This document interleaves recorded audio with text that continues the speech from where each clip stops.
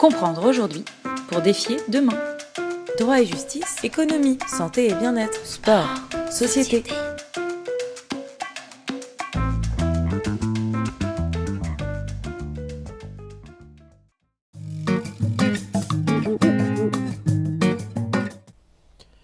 Alors ces risques, oui, ils existent. Ils existent en France comme dans tous les autres pays et ils concernent tous les champs de l'activité sanitaire et médico-sociale, la médecine de ville, l'hôpital, les cliniques. Ils sont connus des associations de représentants d'usagers, ils sont malheureusement connus de temps en temps des familles ou des proches des patients, et ils sont également connus au travers d'un certain nombre d'études qui ont été conduites en France. Les deux grandes études nationales sur les événements indésirables associés aux soins, 2005-2009. On va en refaire une troisième en 2013 et qui, pour résumer, montre qu'il y a 600 000 à 800 000 événements indésirables graves tous les ans en France, médecine de ville et médecine hospitalière. La moitié d'entre eux, de ces événements étant évitables et malheureusement 10% d'entre eux étant mortels. Ces chiffres, on les retrouve de manière à peu près similaire dans tous les grands pays. Donc cela correspond avec des variabilités, une variabilité très importante d'une spécialité ou d'une activité à l'autre. Cela correspond à une mortalité de 1 pour 1000 à 1 pour 10 000, là où par exemple, lorsque, et avec les mêmes méthodes de mesure, on regarde la sécurité aérienne, on est aujourd'hui à 1 pour 100 millions et bientôt 1 pour 1 milliard.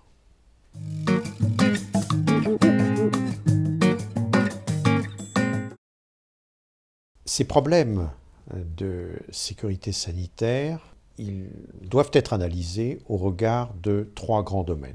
Le premier domaine, ce sont les structures.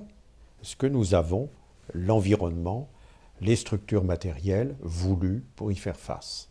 Le deuxième grand domaine, ce sont les ressources, essentiellement les ressources humaines, mais aussi des ressources matérielles.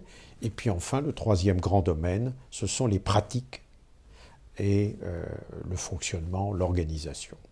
Les normes sont habituellement efficaces et elles ont fait la preuve de leur efficacité sur des sujets de structure et de ressources. Un exemple, le décret sur la sécurité anesthésique de 1994 a permis en quelques années, 5-6 ans, de faire passer la mortalité et la morbidité grave de 1 pour 8 000 à 1 pour 350 000. Donc là, on était sur des normes consensuelles, des normes de ressources, des normes d'organisation, l'utilisation de certains matériels, le développement des salles de réveil. Malheureusement, toutes les circonstances, toutes les situations n'ont pas donné d'aussi bons résultats.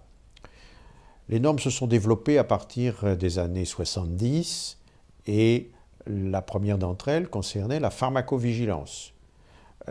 Nous avons observé avec, alors je vais utiliser les noms de spécialités, l'affaire de la dépakine et l'affaire du Mediator, nous avons observé que ces normes étaient parfois prises en défaut.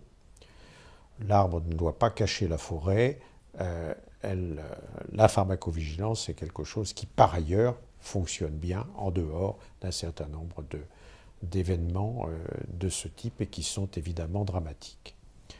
Un certain nombre de sujets n'ont pas été approfondis, en particulier aujourd'hui, les complications chirurgicales sont des sujets sur lesquels nous manquons assez considérablement d'informations. Et inversement, l'État s'est révélé relativement peu efficace pour convaincre la population ou les professionnels de santé du bienfait d'un certain nombre de règles ou de normes. Je pense en particulier au sujet des vaccinations. Premièrement, le recours probablement excessif au principe de précaution. Et là, on est sur un sujet assez strictement français. Deuxième élément, la réglementation est quelquefois confuse, souvent complexe, souvent méconnue également, et parfois non consensuelle auprès des professionnels eux-mêmes. Troisième point, il y a ce sujet de la confusion entre les liens d'intérêt et les conflits d'intérêt qui compliquent l'élaboration et surtout l'adoption des normes. Et puis enfin, il y a le sujet de l'obsolescence des connaissances que nous avons déjà évoqué lors d'un précédent entretien.